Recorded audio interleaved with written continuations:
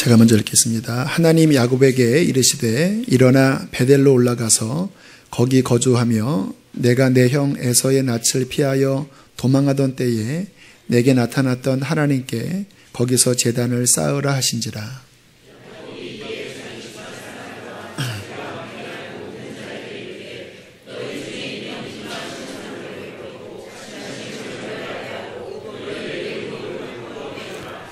우리가 일어나 베델로 올라가자. 내 환난 날에 내게 응답하시며 내가 가는 길에서 나와 함께 하신 하나님께 내가 거기서 제단을 쌓으려 하노라 하매.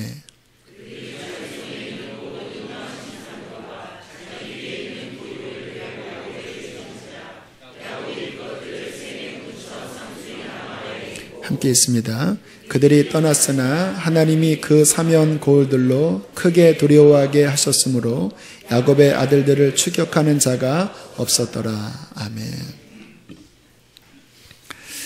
한 선교사님이 선교지에서 사역을 하시는데 일어나지 말아야 할 문제가 반복돼서 일어나게 되었다고 합니다.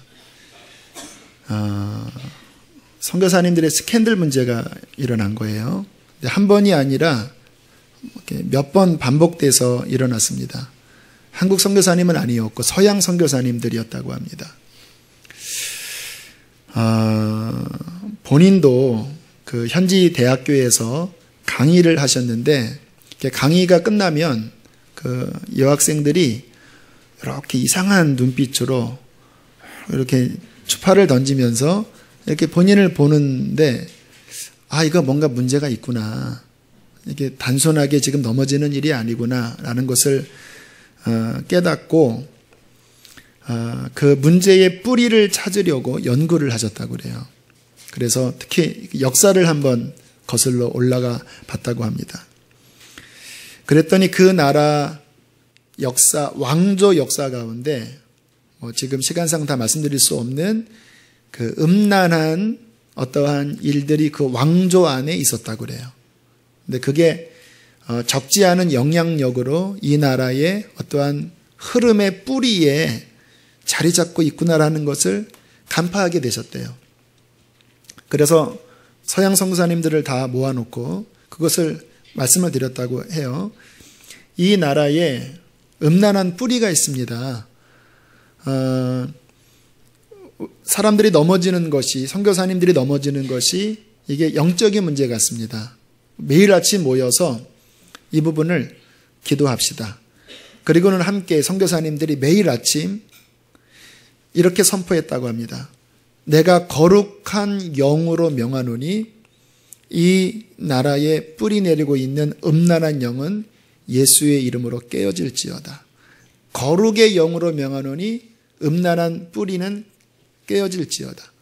그렇게 매일 아침 기도를 했는데 신기하게 그렇게 기도를 한 이후에 그 문제가 더 이상 재발되지 않았다고 그래요.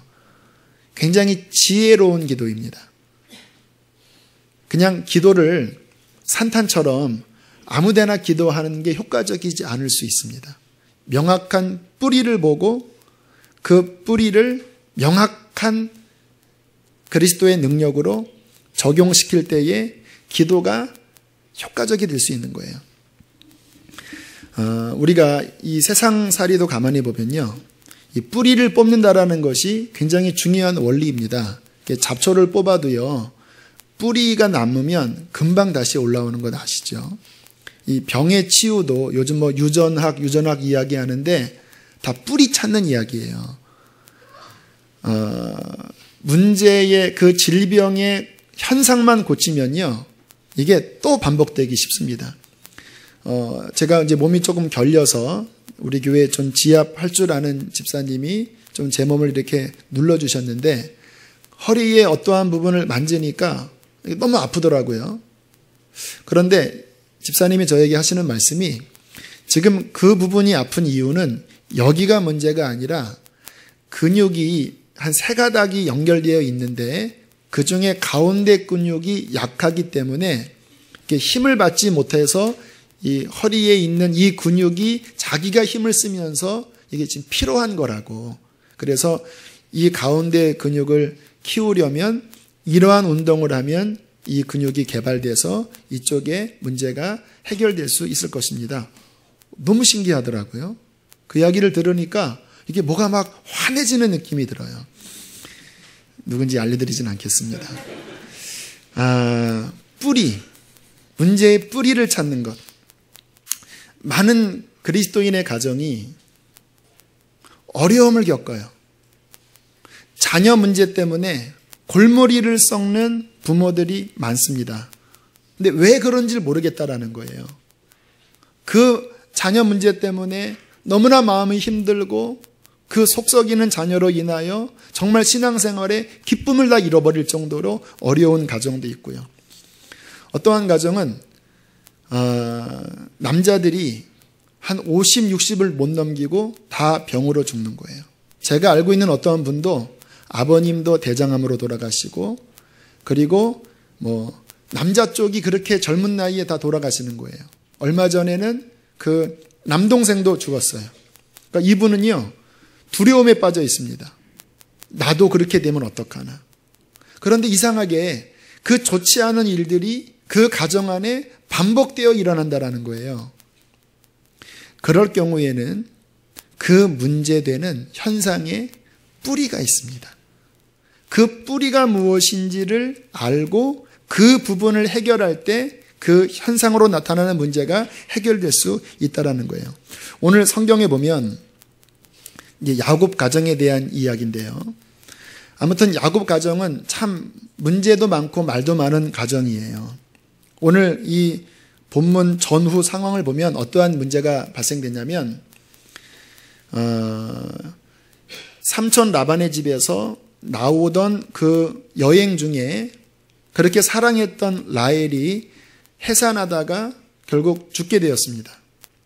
근데 그 일만 일어난 게 아니라 어느 한 지역에 거주하게 되었는데 하나밖에 없는 외동딸 디나가 바깥에 나갔다가 강간을 당해요. 그것을 보고 자녀들이 화가 나서 그 지역에 있는 추장과 추장아들 또 남자들을 죽이게 됩니다. 그러니까 지금 가정 안에 계속 피비린내가 벌어지는 거예요. 아내 죽고 딸 강간당하고 자녀들이 살해당한 다음에 이제 그 일 때문에 그 지역에 있는 사람들이 이 야곱 가정을 이제 해코지할 바로 그 위기에 빠진 거예요. 이게 왜 이런 문제가 생겼을까요? 그런데 우리가 좀 의아한 것은 뭐냐면요. 이 여행길이 야곱이 스스로 옮긴 여행길이 아니었다라는 거예요. 창세기 31장 3절에 보면 야곱이 하란 땅 삼촌 집에 있을 때에 하나님께서 이렇게 말씀하셨습니다. 여호와께서 야곱에게 이르시되 내 조상의 땅 내 족속에게로 돌아가라. 내가 너와 함께 있으리라. 하나님이 가라고 한 길이었고 하나님이 함께 하시겠다고 말씀을 하셨습니다. 물론 하나님이 가라고 한 길, 하나님이 함께 하셔도 문제가 생길 수 있습니다. 하지만 지금 이 야곱의 가정에게서 일어난 것 같은 이 피비린내 나는 이러한 종류의 일은요, 하나님이 하시는 일이 아닙니다.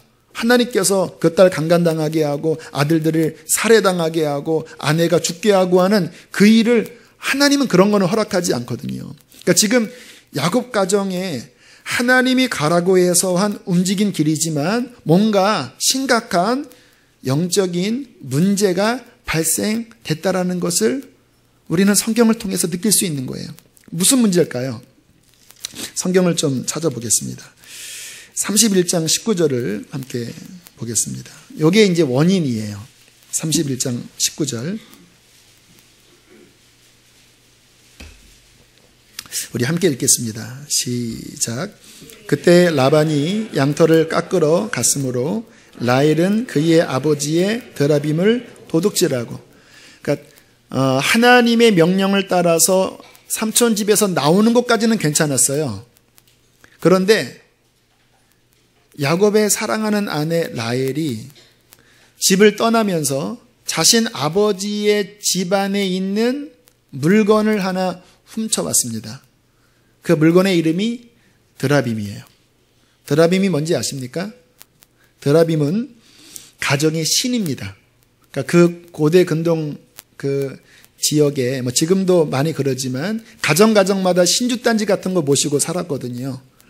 그런데 이 드라빔은 특별히 가정의 신이에요.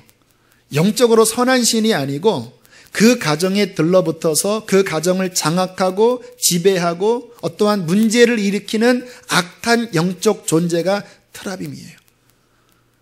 그런데 그 당시에는 우상 숭배했던 문화니까 아무리 야곱의 아내였지만 그 트라빔을 야곱 모르게 가지고 훔쳐서 도망 나온 거예요. 이때 이제 문제가 발생된 것입니다. 삼촌이 야곱이 도망갔다라는 소식을 듣고 노발대발하면서 야곱을 뒤쫓아와서 했던 말이 뭐냐면, 가는 건 좋다. 근데 이 트라빔을 누가 가져갔냐? 이렇게 삼촌이 그 트라빔을 달라고 따졌을 때에 야곱이 누가 가져갔는지 몰랐거든요. 그래서 삼촌에게 이렇게 대답을 합니다. 31장 32절 우리 한 절을 더 보겠습니다. 31장 32절 함께 읽습니다. 시작. 외삼촌의 신을 누구에게서 찾든지 그는 살지 못할 것이요 우리 형제들 앞에서 무엇이든지 외삼촌의 것이 발견되거든 외삼촌에게로 가져가소서 하니 야곱은 라헬이 그것을 도둑질한 줄을 알지 못함이었더라. 야곱이 몰랐습니다. 그래서 말을 내뱉은 말이 누가 훔쳐갔든지 그는 죽을 겁니다. 그 말대로 라헬이 죽어요. 왜 죽었습니까? 야곱이 말을 했기 때문일 수 있어요. 야곱은 왜 그 말을 했어요? 문제가 왜 생겼는지를 모르기 때문에 야곱이 무심코 했던 말이 그 가정에 문제가 또 되게 했다라는 것입니다. 여러분, 우리 신앙생활에 막 이상한 이해할 수 없는 가정의 문제들, 하나님이 내게 주시는 것과는 너무 이해할 수 없는 일들이 벌어질 때 여러분, 우리는 영적인 눈을 열어서 그 뿌리에 트라빔이 있지 않는지를 아는 지혜를 가지셔야 합니다. 그리고 이것이 풀어져야지만 삶의 근본부터 해결될 수 있는 거예요. 이제 야곱의 아내가 죽고요, 딸이 강간당하고요, 그리고 그 자녀들이 살인하면서 온 가족이 몰살당할 그 절체절명의 위기에 막 너무 놀래하고 있으니까 하나님이 급하게 말씀하십니다. 나를 만나라. 베델로 올라가서 제단을 쌓고 나를 만나라. 그렇게 하나님의 명령이 떨어졌어요. 그런데 그 하나님의 명령이 떨어진 다음에 야곱의 반응을 보니까 좀 독특한 반응을 보여요. 그게 35장 오늘 2절에 있는 말씀이에요. 다시 35장으로 넘어가서 자, 우리 35장 2절 말씀을 보겠습니다. 함께 있습니다. 시작. 야곱이 이에 자기 집안 사람과 자기와 함께한 모든 자에게 이르되 너희 중에 있는 이방 신상들을 버리고 자신을 정결하게 하고 너희들의 의복을 바꾸어 입으라. 하나님이 베델로 올라가라고 그랬거든요. 그러면 그냥 베델로 가면 되잖아요. 그런데 하나님의 그 명령이 떨어졌을 때에 야곱의 영혼 안에, 야곱의 지각 안에 하나님께로 가기 전에 반드시 정리할 문제가 있다라는 것이 야곱에게서 깨달아졌습니다. 이게 지혜예요. 왜냐하면 야곱이 그냥 하나님께로 가면 좋은데 뭐라고 이야기하자면 너희 중에 있는 이방 신상들, 그러니까 보니까 그 라헬이 훔쳐온 트라빔이 하나만 있었던 게 아니라 각자가 다 뒷주머니 차고 있었던 거예요. 하나님을 온전히 섬긴 게 아니었던 거예요. 그 가정에 그 뒤로 늘러붙어 있었던 악한 것들이 많았던 거예요. 그 당시에 이 귀걸이나 액세서리는요, 거의 대부분 그 귀신을 섬기는 우상 숭배와 다 관련된 물건들입니다. 그러니까 야곱이 지금 그렇게 이야기하는 거, 그거 다 뽑고 그거 다 끄집어내서 너희 옷도 정결하게 갈아입으라. 4절 말씀도 함께 읽겠습니다. 4절 시작. 그들이 자기 손에 있는 모든 이방 신상들과 자기 귀에 있는 귀고리들을 야곱에게 주는지라. 야곱이 그것들을 세겜 근처 상수리 나무 아래에 묻고, 여기서 매듭을 진 거예요. 야곱이. 여러분, 우리의 인생에 이와 같은 그 문제에 근원되는 것을 매듭짓는 뿌리를 정리하는 이것이 하나님 앞에 나가는 데 있어서 어떤 경우에는 결정적입니다. 왜냐하면 한번 생각을 해보세요. 여기 지금 지진이 나고 있습니다. 근데 내 몸이 이 뒷 기둥에 묶여 있어요. 저쪽으로 가면 살아요. 그래서 가려고 하는데 못 갑니다. 왜냐하면 묶여 있기 때문에. 내가 절로 가려면 끊어야 돼요. 지금 야곱이 바로 그러한 상황이라는 거예요.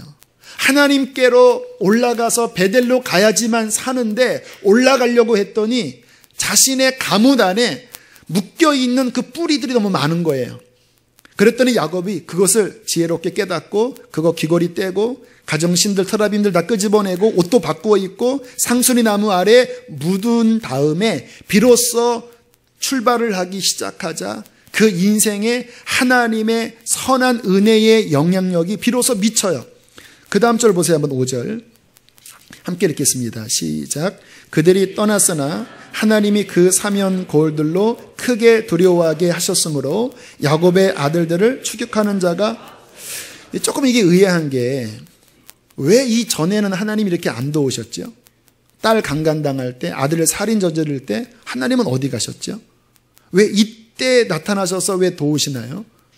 여러분 하나님과 우리와의 관계에 있어서 우리가 무조건적으로 다 하나님이 행하신다라고 이해하는 거는요 성경적이지 않아요.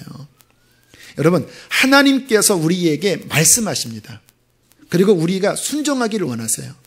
만약에 그릇을 내가 덮어놓고 있다고 하면요 그 위에 아무리 물을 부어도 물은 안 채워집니다. 우리의 인생에 하나님이 기뻐하지 않은 더러운 트라빔으로 가득 찬 상태에서 그것 때문에 문제가 일어나는데 그것은 해결하지 않고 왜 하나님이 내게 문제를 주셨나? 하나님이 주시는 게 아니에요. 그것 때문에 문제가 생기는 거예요.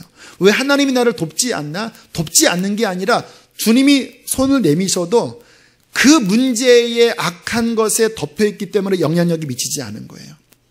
언제 회복이 됩니까?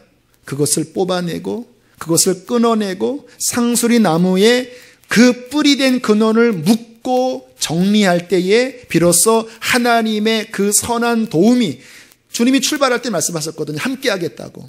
그런데 이것이 정리되니까 하나님의 함께 하시는 은혜가 그 인생에 미치기 시작하잖아요. 사랑하는 교우 여러분, 오늘 전하는 말씀은 쉬운 말씀은 아니에요. 1시간 전에서 해결될 부분은 아니고 어떤 분들은 아마 좀 어려울 수도 있어요. 이런 말씀들이.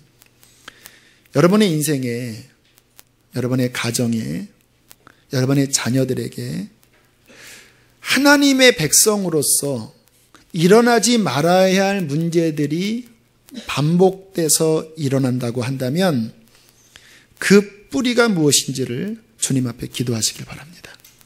그리고 그 뿌리가 정리되고 그 뿌리가 끊어져야 될 것이라면 주님의 능력으로 그것이 정리되어져야 합니다. 이 뿌리 가운데 가장 큰 거는요, 역시 죄입니다. 죄. 우리가 신앙생활을 하면서 이 회개 없이 그냥 은혜 받는 것은요, 마치 구멍 뚫린 냄비에다가 물 붓는 것과 같아요. 회개하셔야 돼요. 하나님 앞에. 왜냐하면 이 죄라는 것은요, 회개치 않으면 잊혀졌다 할지라도 그게 사라지지 않고 그 죄의 씨앗이 내 인생에 이렇게 뿌리 내리고 있다가 결국 자라나서 반드시 우리 인생에 문제를 일으킵니다. 죄의 싹은 사망이라고 말씀하세요. 심지어 성경에는 어떻게 말씀하시냐면 그 죄가 내 인생에 영향을 미치지 못하면요, 자녀 때까지 갑니다. 3, 4대까지 간다고 그래요. 제가 오늘 아침에 성경을 읽는데 다시 한번 주님이 보게 하시더라고요. 그 예수님 당시에 바리새인들, 서기관들, 그리고 그 악한 세대가 주님을 죽였잖아요. 근데 주님이 마지막 뭐라고 말씀하시냐면 아벨의 그 순교의 피로부터 선지자 사가랴의 그 피의 그 대가를 이 세대가 담당하리라라고 말씀하십니다.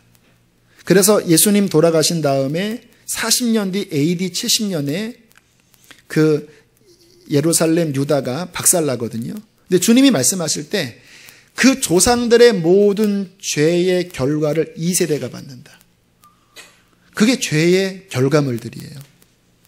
우리 조상들 또는 내 부모의 또 나의 어떠한 해결치 않은 문제들이 뿌리가 되어서 마치 라헬이 훔쳤던 그 드라빔이 그 자녀에게 이해할 수 없는 문제를 준 것처럼 우리 가정 안에 반드시 회개해야 될 죄들은 성령의 능력으로 회개하는 것이 하나님 앞에 나아가는 중요한 비결입니다.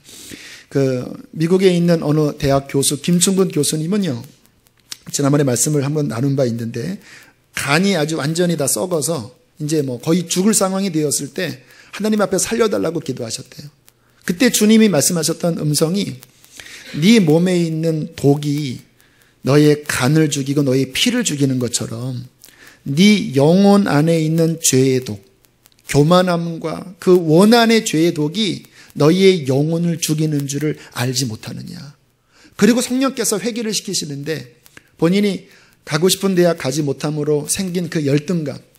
그래서 이제 그 다음 대학을 갔는데 그 다음부터 이분이 공부를 할 때요, 그 뿌리가 하나님을 위한 게 아니라 이 열등감을 감추기 위해서 독하게 공부했대요. 막 며칠간 잠도 안 자고 완전 의지의 한국인인데 그 뿌리는 열등감과 분노와 그 어릴 때 받았던 그 이게 막 속에서 이글이글대면서 그 인생에 성공을 가져온 거예요, 겉으로는. 그런데 간이 굳어갈 때 하나님이 하시는 말씀이 네 영혼 안에 있는 그 무서운 죄의 독이 너를 죽이는 줄 알지 못하느냐. 그래서 하나님 앞에 눈물로 회개를 했을 때 주님께서 그의 육신과 영혼을 치유해 주셨습니다. 주님께서 우리의 인생 안에 있는 죄의 문제를 예수 그리스도의 십자가의 능력으로 완전히 씻어지는 정결함이 정말 우리에게 진정한 축복이라고 믿습니다. 특별히 우상 숭배의 죄를 우리가 그냥 이렇게 대충 지나가시면 안 돼요. 그 강원도에 있는 어느 유명한 무당집은요, 그 강원도 일대의 그 교회의 내부 상황을 다 알고 있대요. 그래서 어떻게 아냐고 그랬더니 집사님들이 와서 점 보고 권사님들이 와서 점 보고 심지어는 어떤 목사님은 어디서 개척해야 됩니까? 믿지 못할 이러한 이야기를 들으면서 그 교회는 장로와 싸우고 이런 걸 다 안대요. 많은 그리스도인들이 드라빔을 주머니에 들고 다니는 것을 사소하게 생각합니다. 점 한 번 보는 것 별거 아니라고 생각해요. 그렇지 않아요. 성경 1계명, 2계명의 우상 숭배의 죄는 그 가정에 심각한 저주를 가져온다고 말씀하십니다. 정말 우리가 이왕 예수를 믿을 바에야 제대로 십자가 만나고 정말로 우리의 가문 안에 있는 모든 더러운 것들이 다 씻어나감으로 말미암아 하나님 앞에 새롭게 되기를 축복합니다. 저 같은 경우는요, 20대 초반에 주님 만난 다음에 우리 누님과 함께 한 며칠인지 기억이 안 나요. 이 가문 안에 있는 그 죄를 회개했던 적이 있어요. 우리 부모님의 죄, 또 제가 알지 못하면 우리 조상들의 우상숭배의 죄, 더러운 어떠한 잘못된 죄들, 아무튼 제가 알든 모르던 간에 예수님의 보혈로 한번 깊게 씻는 그러한 시간을 가졌거든요. 지금 지나고 나니까 이러한 말씀들을 함께 보면서 생각을 해보니까 필요한 기도였다라는 생각이 들어요. 저는 알지 못하지만 그 뿌리가 우리의 인생에 영향을 미칠 수 있는 거거든요. 또 하나 인생의 문제의 뿌리는 제가 계속 몇 주간 말씀을 드린 것처럼 가정 안에 있는 상처와 그 상처로 인한 고통입니다. 대부분의 어떠한 문제의 뿌리는요, 거의 부모님과 어릴 적의 관계에 거의 90%가 있다고 그래요. 근데 그 부모님 역시 그 위에 부모님에게 받았던 잘못된 상처와 그 상처로 인한 고통이 이렇게 인생의 뿌리에 이렇게 자리 잡고 있어서 그 쓴물로부터 계속 나오는 못된 말들, 잘못된 행실들이 계속 대를 이어서 내려오면서 우리에게 내려온 거예요. 그것이 결핍일 수도 있고 또한 그것이 어떠한 분노와 원한과 한일 수 있어요. 그게 어떤 경우에는 부정적인 말로 어떤 경우에는 열등감으로, 어떤 경우에는 폭력으로, 어떤 경우에는 외도로, 어떤 경우에는 다툼으로, 아무튼 각양 모습으로 나타나지만 그 뿌리 안에는 계속 위에서부터 내려오는 잘못된 상처와 죄와 그로 인한 잘못된 저주의 열매들이 인생들에게 오늘 야곱의 가정처럼 맺혀진다라는 거예요. 그런데 문제는 뭐냐면 크리스찬들에게도, 예수를 믿는다라고 하는 우리들에게도 그것이 근본이 해결되지 않을 때 그 영향력이 나타날 수 있다라는 것입니다. 그 모든 것을 해결할 유일한 길은 어디일까요? 예수 그리스도의 십자가입니다. 우리는 예수님을 믿을 때 우리가 죽어서 천국 가는 그 믿음 물론 중요합니다. 그러나 성경을 가만히 보면 예수님의 십자가의 구원은 전인적인 구원입니다. 복음서에서 예수님께서 병든 자를 고치실 때 내 믿음이 너를 구원했다. 그러니까 그 당시에 예수님의 구원은 병의 치료입니다. 어떠한 문제에 매여 있을 때 주님께서 그 문제를 풀어주시는 것이 구원이라는 거예요. 성경에 이러한 말씀이 나와 있습니다. 갈라디아서 3장 13절에 보면 그리스도께서 우리를 위하여 저주를 받은 바 되사 율법의 저주에서 우리를 속량하셨으니 기록된 바 나무에 달린 자마다 저주 아래 있는 자라 하였습니다. 좀 끔찍한 느낌이 들죠? 예수님이 저주받으셨다는 거예요. 왜냐하면 구약 말씀에 나무에 달린 자는 저주받은 자다, 그 말씀이 나와요. 그런데 하필 예수님이 나무에 달려 돌아가셨어요. 지금도 유대인들은 예수님 믿기 어려워합니다. 왜냐하면 그들의 인식 안에 나무에 달려 죽으면 저주받은 거거든요. 그런데 메시아가 나무에 달려 죽었다라는 거예요. 그러니까 그들이 이해를 못해요. 어떻게 하나님의 아들이, 우리의 구원자가 가장 저주받는 나무에 달려 죽냐. 여러분, 여기에 비밀이 들어 있습니다. 갈라디아서 3장 13절에 그리스도께서 우리를 위하여 저주를 받으셨다고 말씀하시잖아요. 예수님이 십자가 지시기 전날 보면 겟세마네 동산에서 주님이 막 몸부림치면서 기도하십니다. 뭐라고 기도하십니까? 이 잔이 내게서 지나갈 수 있다면 지나가게 해주십시오. 막 몸부림치는데 얼마나 스트레스를 받으셨는지 성경에 예수님이 두려워하셨다라는 말씀이 나와요. 고통스러워하시고 막 두려워하시면서 그 스트레스가 얼마나 크신지 막 모세혈관이 터져서 그 땀에 막 핏방울이 막 섞여서 떨어질 정도로 괴로워하시는 거예요. 이 잔을 마시는 게 하나님의 뜻이라는 것을 알았어요. 3번이나 기도하십니다. 이 잔이 지나갈 수 있다면, 그러나 하나님 뜻대로 되길 원합니다. 그러나 지나갈 수 있다면 무엇을 보여주냐면 주님께서 마셔야 될 그 잔이 이게 만만치 않은 잔이었다라는 거예요. 그러면 그 잔이 무슨 잔입니까? 이 잔은 저주의 잔입니다. 아담 이후에 인간이 죄를 저지르고 그 죄의 대가로 세상에 온갖 저주가 생겼습니다. 고통이 찾아왔고, 죽음이 찾아왔고, 질병이 찾아왔고, 수치가 찾아왔고, 슬픔이 찾아왔고, 온갖 더럽고 악하고 괴로운 것들이 이 인생 안에 이제 자라나게 되었거든요. 그런데 예수님의 구원이라는 것이 단순히 그냥 우리를 천국 데려가는 그 구원이 아니라 그 모든 저주를 온몸으로 본인이 받아내야 되는 거예요. 여러분 생각해 보세요. 누군가 어떠한 아픔이 있을 때 그 아픔을 지켜보는 것만으로도 여러분 심정적으로 고통 느끼는 거 아시죠? 어린 자녀가 몸이 아파서 응애 울 때 그 엄마의 마음이 그 아이의 아픔을 그냥 심정적으로 느끼는 것만으로도 견딜 수 없는 고통이라는 거 아시죠? 그런데 지금 예수님께서 이 마시는 잔은 뭐냐면요, 아담 이후로 마지막까지 온 인류의 그 슬픔, 고통, 수치, 괴로움, 질고, 죽음, 그 모든 저주의 잔을 자신의 육체에, 자신의 영혼 안에 그 모든 것을 다 대신 쏟아 붓고 대신 죽으시는 게 예수님의 십자가거든요. 그러니까 막 생각하면 스트레스 받는 거예요. 왜? 주님이 인간이셨기 때문에. 그러니까 막 그 온갖 울음들, 막 고통들, 아픔들이 막 몰려오기 시작하는데 이거 안 마시면 안 되라는 마음이 든 거예요. 하지만 주님의 능력으로 그 잔을 다 받아 마셨을 때에 복음이 선포되었습니다. 우리를 그 모든 저주로부터 주님께서 속량하셨습니다.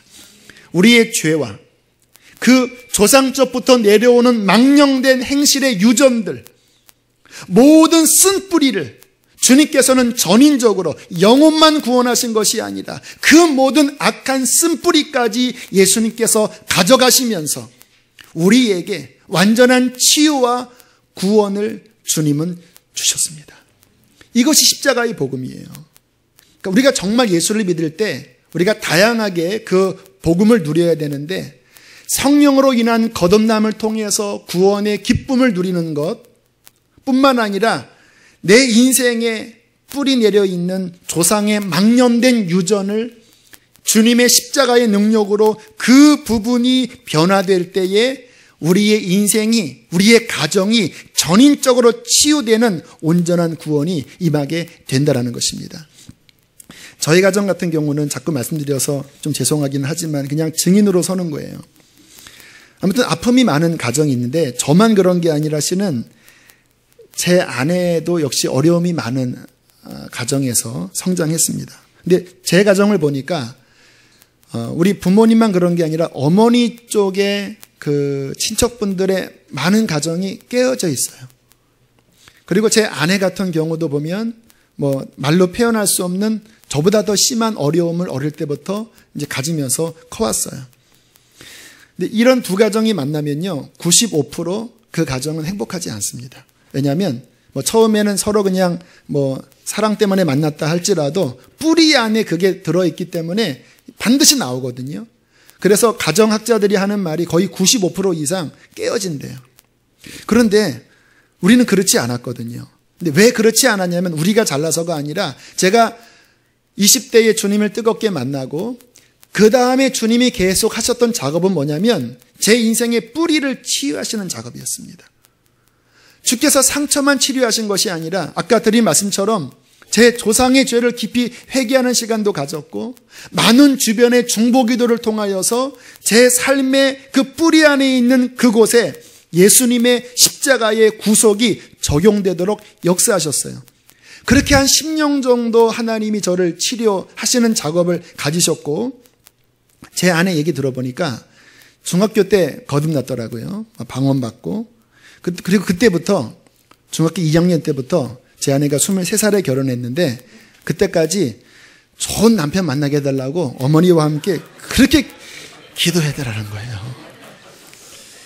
하나님, 왜냐면 가정에 아픔이 많으니까 어머니도 우리 딸만큼은 좀 행복한 가정 생활을 하면 좋겠다. 그렇게 기도를 열심히 했는데 응답이 이렇게 여기서 돼서, 근데 겉으로 보면 저도 좀 문제가 있는 가정에 어떻게 보면 이게 응답이 아닌 것처럼 보일 수도 있어요. 하지만 감사한 것은 가정의 배경이 중요한 게 아니라 예수 그리스도의 구속이 제 인생 안에, 제 아내의 인생 안에 들어와서 그 뿌리를 고치셨다라는 거예요. 그리고 주님께서 우리 가정을 참 위로하시는데요. 저 같은 경우는 그냥 가족끼리 모여있는 것을 보기만 해도 치유되는 거 아세요? 야, 우리가 어떻게 이렇게 행복한 가정에서 살 수 있나? 우리 새 아들을 노는 곳만 봐도요, 막 치유가 돼요. 왜냐하면 저는 어릴 때 막 형이랑 헤어지고 누님이랑 헤어지면서 그게 마음이 되게 찢어져라 아팠거든요. 근데 아내가 둘까지 낳았을 때 제가 하나 더 낳아야 한다. 왜냐하면 성부, 성자, 성령이고, 그리고 우리 삼형제이기 때문에 하나 더 낳아야 한다. 이렇게 쫄라갖고 하나 더 낳았는데 그 셋이 노는 걸 보면요, 막 치유가 돼요. 제가 어릴 때 막 이별의 아픔이 막 해결되는 것 같아요. 그러다가 그 막내는 접니다. 그래서 형들이 막 괴롭히면 마치 어릴 때 제가 막 형들로부터 괴롭힘 당한 것 같아서 막 카바를 해주고 막 그래요. 주님께서 저의 인생을 그 잘못된 뿌리로부터 차단시키셨습니다. 베드로 전서에 보면 조상의 망령된 유전으로부터 너희가 구속함을 받은 것은 금이나 은같이 없어질 보배로 한 것이 아니로 오직 점없고 흠없는 어린 양 같은 그리스도의 보배로운 피가 조상의 망령된 그 쓴뿌리 트라빔을 해결하시고 구속하셨다라는 거예요. 그 치유를, 그 구원을 하나님께서 우리에게 주시기를 원하십니다. 이게 싸우셔야 합니다, 여러분. 그냥 단순히 내가 교회 다니는데 왜 내 가정 안에는 이 문제가 해결되지 않을까? 영적 싸움 하셔야 돼요. 그거 아까 그 서두의 그 선교사님처럼 그 뿌리를 드러내서 그 뿌리 위에게 영적 전쟁을 선포하셔야 돼요. 왜냐하면 많은 경우 그 문제만 있는 게 아니라 그 속에 악한 영이 역사하고 있어요. 어떤 경우에는 강한 영이 역사하고 있어요. 그래서 잘못 건들면요 더 문제가 일어나기도 한다고 해요. 하지만 십자가는 승리하는 십자가입니다. 그래서 지금 올해 연말이 지금 가는 이 시간에 계속 치유에 관한 말씀을 전하시는데 적극적으로 반응 보이세요. 그 부분을 깨닫게 해달라고 기도하시고, 깨달았다면 예수님의 온전한 구속의 능력으로 선포하고 싸워 나아갈 때에 그 뿌리가 끊어질 때에 우리의 인생이, 자녀들의 인생이 주님의 풍성한 열매의 진액으로 채워지게 될 것입니다. 이건호 목사님이라는 분은 아내와의 싸움 때문에 죽을 지경이었다고 그래요. 아내가 얼마나 혈기가 많은지요. 한 번 막 싸우기 시작하면 그냥 막 눈이 막 뒤집어지고 이게 막 자녀들 앞에서 이게 면목이 없을 정도로 싸우는 거예요. 그래서 바깥에 나갔다가 집에 들어올 때면요, 그 집 주변을 여리고성 돌듯이 30분 1시간 돌면서 주님 들어가기 싫습니다. 하나님 언제까지 싸워야 합니까? 이분이 말씀하시기를 미치겠더래요. 죽을 것 같더래요. 목사인 나도 가정 문제 때문에 이렇게 죽을 것 같은데 평신도들은 얼마나 자살하는 사람이 이해가 되더래요. 그래도 문제가 해결되지 않아서 내가 저 애들 십자가구나.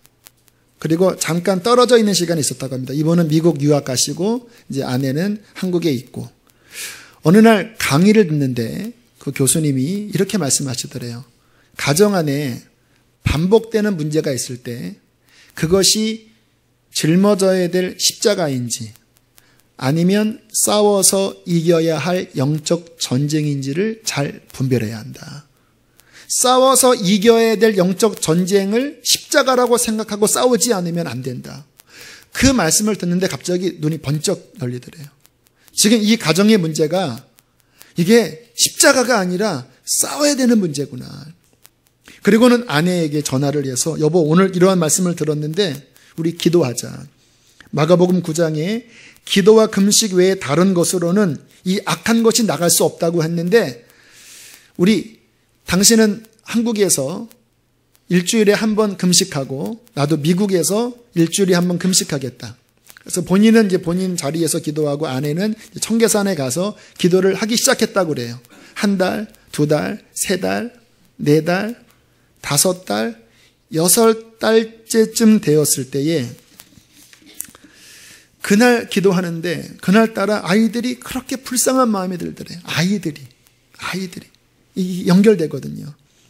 그래서 하나님 불쌍히 여겨주십시오. 아이들에게 연결되지 않도록 불쌍히 여겨달라고 얼마나 애절하게 기도했는지 막 진이 다 빠지도록 그렇게 기도를 하다가 너무 피곤해서 잠깐 잠이 들었대요. 근데 신기한 꿈을 꿨다고 합니다. 갑자기 위에서 크고 잘생긴 손이 하나 내려오더래요. 저게 뭐지? 하는데 하나님의 손이다. 깨달아지더래요. 그리고 밑을 보는데 잔디밭이 보이더랍니다. 축구장 같은. 그런데 들리는 음성이 이것이 너의 가정이다 라고 말씀하시더래요. 그리고 또 하나 그 손이 내려와서 두부 모 썰듯이 그 잔디밭에 한 귀퉁이를 딱 네모로 써는데 이게 너희 식구다. 그리고 강한 손이 그 두부처럼 쓸은 잔디밭을 딱 들어 올리는데 그 밑에 잔디의 뿌리 안에 뱀들이 그냥 우글우글 연결돼서 막 묶여 있더래요. 그런데 그 강한 손이 강한 능력으로 흔드니까 갑자기 뿌리가 후두두둑 떨어지더니 그 뱀들이 다 잘라져 버리고 뽑혀지더래요. 그리고 꿈을 깬 순간 마음속에 승리했구나. 이겼구나. 그리고 아내에게 전화해서 이러한 꿈을 꿨는데 우리 승리했다. 이제 어떠한 변화가 일어나나 보자. 그런데 그 다음에 기적 같은 두 가지가 일이 벌어졌는데, 이 목사님도 어머님이 계모인데 고생을 많이 했습니다. 근데 이제 아버지가 돌아가시고 유산을 어머니가 가로채면서 이것 때문에 이제 법정 소송이 있었는데, 갑자기 어머니가 마음이 바뀌더니 내가 미안하다 하더니 그거를 풀고 유산을 이렇게 주고요. 그리고 가장 변한 게 아내의 이 말이 바뀌었다고 그래요. 그렇게 막 그냥 막 살쾡이처럼 이렇게 했던 그 아내의 마음이 바뀌고 말이 바뀌면서 그 가정에 신기하게 다툼이 사라져버린 거예요. 그 꿈 이후에.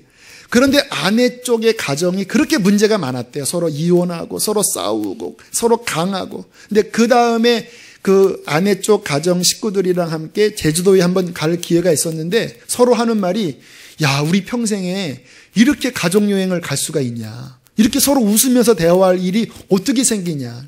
그때 목사님이 하시는 말씀이, 그때 하나님의 강한 능력이 이 가문의 뿌리 안에 있는 그 더러운 것들을 잘라냈기 때문에 주님께서 이렇게 치유하신 것이라고.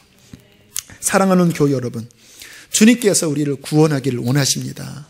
이 구원은 천국 가는 것뿐만 아니라 실제로 여러분의 인생의 뿌리를 주께서 고치시기를 원하십니다.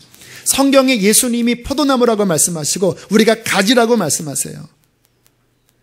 인생의 아담 이후에 내려왔던 그 수많은 저주스러운 가지들이, 그렇게 맺어졌던 수많은 악한 열매들을 예수 그리스도는 그의 생명의 능력으로, 그의 온전한 구원의 축복으로 예수님께 뿌리가 연결되어져서 잘못된 것이 절단될 때에 우리는 예수님으로 말미암아 맺어지는 생명의 열매를 맺어지게 될 것입니다. 주님께서 그것을 보게 하시기를 축복합니다. 열왕기하에 보면 엘리사 선지자 때에 한 성읍에 도착을 했는데, 그 성읍 사람이 이렇게 이야기를 합니다. 이 성읍의 위치는 좋습니다. 그런데 물이 좋지 않아요. 그래서 야채를 심고 과일을 심고 곡식을 심으면 토산이 익지를 못합니다. 위치는 좋은데 물이 안 좋아요. 그때 엘리사가 새 그릇에 소금을 담아서 가져오라. 그리고 물 근원에 가서 소금을 뿌리면서 이렇게 선포합니다. 여호와의 말씀이 내가 이 물을 고쳤으니 이로부터 다시는 죽음이나 열매 맺지 못함이 없을지니라. 새 그릇이 복음이에요. 그 안에 담긴 소금이 능력의 말씀입니다. 하나님의 능력의 말씀이 십자가 복음 안에서 우리의 인생의 뿌리 안에 있는 쓴물에 선포되어지고 뿌려질 때, 바로 지금 이 순간에 여러분이 마음의 문을 여시고 이 치유의 말씀, 생명의 말씀이 뿌려질 때에 다시는 열매 맺지 못하는 악한 열매를 맺는 그 모든 쓴 것들이 십자가의 능력으로 치료되게 될 것입니다. 그렇게 함께 일어난 우리의 자녀들이, 우리의 가족들이 함께 기쁨으로 하나님을 섬기며 하나님께 영광 돌리는 의의 나무로 열매 맺기를 축복합니다. 함께 이 시간 찬양하면서 나가겠습니다. 주님 앞에 나아갑시다. 예수님의 십자가의 품이 우리를 치유하시고 건지십니다. 우리 찬양 부르시며 주 앞에 나갑시다. 주 품에 품으소서. 주 품에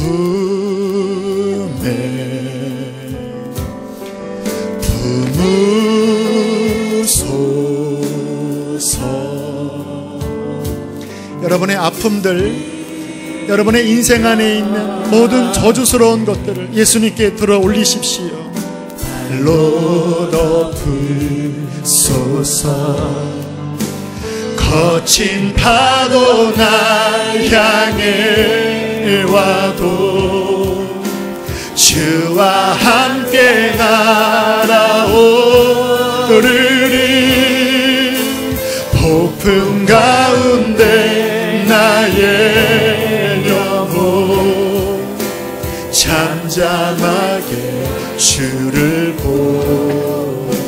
주님 안에 나 거하리. 주님 안에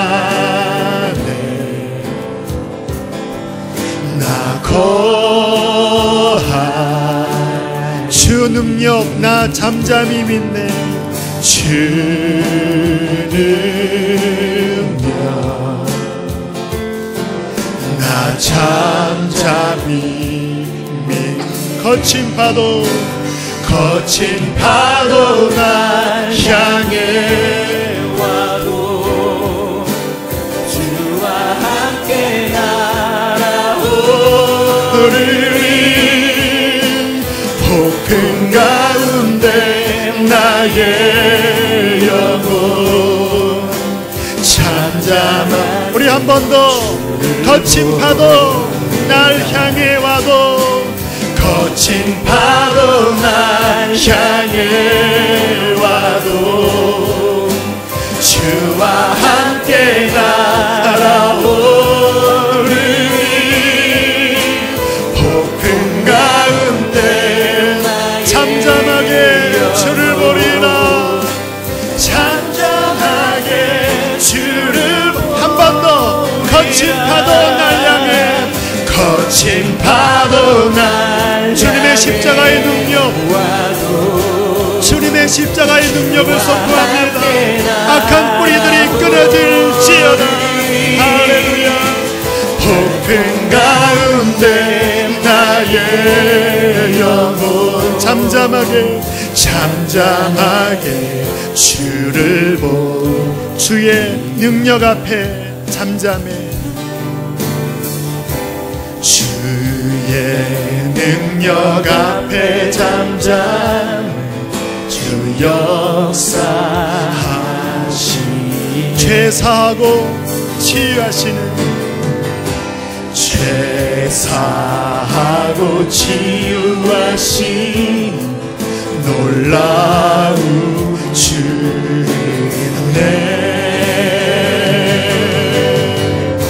주 믿는 자에게 능치 못함 없네. 주의 능력 앞에 잠잠해. 아멘. 우리 한 번 더 우리 오른손을 높이 들고 주 능력 앞에 잠잠해 선포하며 나갑시다. 주의 능력 앞에 잠잠해. 주 역사하시네. 역사하시네. 죄사하고 치유하시는, 죄사하고 치유하시는 놀라운 주네. 놀라운 주네. 주 믿는 자에게 능치 못. 믿음으로 선포하세요. 한 번 더. 주 믿는 자에게, 주 믿는 자에게 능치 못. 우리 한 번 더 선포하세요. 주 믿는 자에게, 주 믿는 자에게 능치 못함 없네. 주의 능력, 주의 능력 앞에 잠잠해. 주 역사하시네. 여러분의 가정 안에 이혼하고 다투고 아프고 하나님의 가정으로서 맺히지 말아야 될 열매가 반복돼서 맺혀진다면 오늘 십자가의 능력으로 그 뿌리 근원을 향하여 선포하십시오. 주님의 능력이, 주의 보혈이 우리를 구속하셨도다. 예수님의 능력으로 치유될지어다. 그 모든 것들이 씻어질지어다. 오 하나님, 우리의 가정, 우리의 자녀들이 주님의 주시는 그 풍성한 열매를, 주님의 진액을 받아서 맺게 하여 주십시오. 우리 가정이 일어날 것입니다. 우리의 자녀들이 회복될 것입니다. 하나님의 영광을 위하여 의의 나무로 심어지게 될 것을 선포합니다. 오늘 믿음으로 선포하며 나아갈 때에 주께서 치유하여 주실 것입니다. 기도하겠습니다.